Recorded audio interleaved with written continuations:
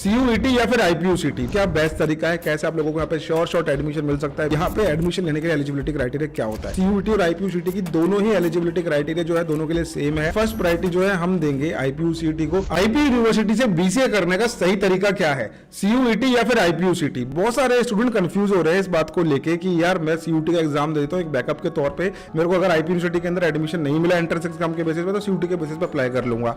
आज की इस वीडियो के अंदर आप लोगों का सबसे बड़ा डाउट मैं क्लियर करने जा रहा हूँ। आईपी यूनिवर्सिटी के अंदर बीसीए रिलेटेड में बहुत इंफॉर्मेटिव वीडियो पहले आप लोगों के लिए बना चुका हूं, जिसके अंदर मैंने कॉलेज का भी डिटेल रिव्यू दिया था और अपकमिंग टाइम में दोबारा से मैं आप लोगों के लिए वीडियो लेके आऊंगा जिसके अंदर और अच्छे से एक्सप्लेनेशन आप लोगों को मिलने वाली है। इस वीडियो के अंदर आप लोगों को मैं समझाऊंगा कि क्या बेस्ट तरीका है, कैसे आप लोगों को यहाँ पे शॉर्ट एडमिशन मिल सकता है बीसीए के अंदर, और यहाँ पे एडमिशन लेने के लिए एलिजिबिलिटी क्राइटेरिया क्या होता है। तो देखिए एलिजिबिलिटी क्राइटेरिया की जब हम बात करते हैं तो मैंने ऊपर लिखा है आईपीयूसीटी, सीयूईटी और आईपीयूसीटी की दोनों ही एलिजिबिलिटी क्राइटेरिया जो है दोनों के लिए सेम है। तो एलिजिबिलिटी क्राइटेरिया को ध्यान से समझना। 50% आप लोगों के जो है क्लास 12 में होने चाहिए।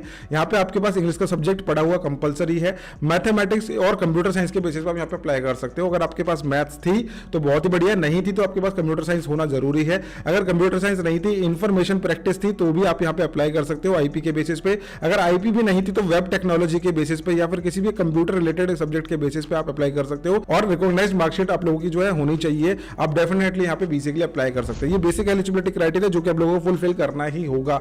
अब बात करते हैं सिलेबस की और एडमिशन की स्ट्रैटेजी की। तो देखिए यहाँ पे आप लोगों को आईपीयूसीटी साफ साफ बोलती है कि फर्स्ट प्रायोरिटी जो है हम देंगे आईपीयूसीटी को और सेकंड जो प्रायोरिटी देने वाले हैं वो देंगे हम सीयूईटी के अंदर। तो यहीं पे बात खत्म हो जाती है। पहली बात तो भाई कि सीट वैकेंट रहेगी तो सीयूईटी वाला स्टूडेंट जाएगा एडमिशन लेने के लिए, नहीं तो पहले वो अपनी जो है आईपीयूसीटी यानी कि खुद का एंट्रेंस एग्जाम जो करवा रहे हैं, जिसका एप्लीकेशन फॉर्म आज की डेट में ओपन है, जाके आपको एप्लीकेशन फिल करना है और आप लोगों को यहाँ पे 100% एडमिशन मिल सकता है। बहुत ही आसान है भाई, आज की डेट में अगर अप्लाई कर रहे हो तो फायदे में रहने वाले हो। सिलेबस के बारे में बात कर लेते हैं तो यहाँ पे आपको इंग्लिश लैंग्वेज पूछा जाएगा 15% आईपीयूसीटी के अंदर। मैथ्स के अंदर आप लोगों से 30 क्वेश्चन पूछे जाएंगे। कंप्यूटर अवेयरनेस के अंदर 30 क्वेश्चन पूछे जाएंगे। General awareness IT and science related question आप लोगों के जो है 25 पूछे जाते हैं। अब देखिए इंग्लिश जो है स्टूडेंट जनरली वैसे ही कर लेता है, 15 क्वेश्चन आते हैं, ज्यादा हार्ड आप लोगों को ये सेक्शन नहीं लगने वाला है। बात करते हैं मैथ्स के बारे में। बहुत सारे स्टूडेंट जो है नॉन मैथ्स बैकग्राउंड से आएंगे तो वो सोचेंगे यार मैथ्स पूरा ही छोड़ देता हूं। बहुत सारे स्टूडेंट क्या बोलते हैं कि मैंने तो मैथ्स पढ़ी नहीं है तो काम करूंगा कंप्यूटर अवेयरनेस की, इंग्लिश की और जीके की तैयारी करके चला जाता हूं, मैथ्स रहने ही देता हूं। तो रहने क्यों देना भाई, आप जितना पढ़ोगे आपके काम ही तो आने वाला है। कुछ ना करने से बेहतर तो कुछ करना है। तो डेफिनेटली आपको मैथमेटिक्स पढ़ना है। इंटीग्रेशन डिफरेंशिएशन ये दो टॉपिक ऐसे हैं जो हाईली स्कोरिंग है। मैट्रिसेस हो गया, डिटरमिनेंट हो गया, इन टॉपिक्स को पढ़ लो अच्छे से, आप लोगों का काम चल जाएगा। कुछ ना करने से बेहतर है, मैं बोल रहा हूं कुछ करना। इसके बाद है कंप्यूटर अवेयरनेस, जो कि भाई जिसके पास मैथ्स थी उसको कहीं ना कहीं एडवांटेज मिल जाती है, उसको बस कंप्यूटर अवेयरनेस पढ़ना होता है। जिसके पास मैथ्स नहीं थी वो स्टूडेंट कंप्यूटर अवेयरनेस के अंदर अपनी भाई पूरे के पूरे है ना दिन रात एक करके 30 क्वेश्चन समझ लो कि भाई छोड़ना नहीं है, एक भी क्वेश्चन मेरा गलत ना जाए। आप लोगों को बढ़िया से इसकी तैयारी करनी है। कुछ मोस्ट इंपॉर्टेंट टॉपिक्स है इसके अंदर जो रेपिटेटिवली पूछे जाते हैं। आप लोगों का जो है जनरेशन ऑफ कंप्यूटर्स पूछा जाता है, input output devices, infrastructure, architecture of computer आप लोगों से इसमें पूछा जाता है। साथ में आप लोगों से number system, network topology related जो है क्वेश्चन आंसर आप लोगों को कंप्यूटर अवेयरनेस के अंदर देखने को मिलने वाले हैं।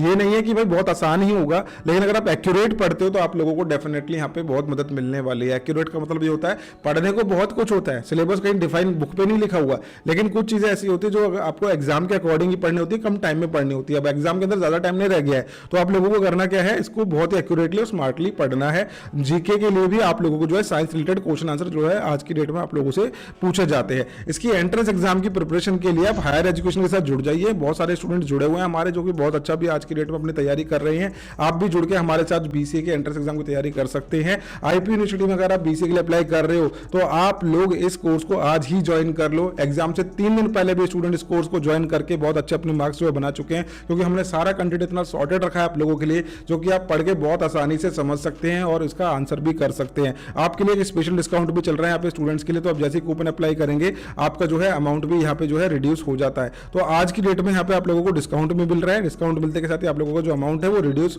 हो जाता है। ठीक है, 4874 का जो है कोर्स आप लोगों को पढ़ने वाला है। डेली लाइव क्लासेस के थ्रू हम आप लोगों को यहाँ पे प्रिपरेशन करा रहे हैं। अब आगे समझते हैं सीयूटी के बेसिस पे अगर आप अप्लाई करते हो तो क्या रहने वाला है, क्योंकि भाई आईपीयूसीटी और जो है सीयूटी दोनों ही चीजें अलग अलग हैं। यहाँ पे आप लोग अगर सीयूटी के बेसिस पे अप्लाई करने जाओगे एडमिशन के लिए, क्या वो एक स्मार्ट तरीका है एडमिशन लेने का? बहुत सारे स्टूडेंट मेरे पास आज भी मैसेज कर रहे हैं, सर सीयूटी भी दूंगा बैकअप के लिए।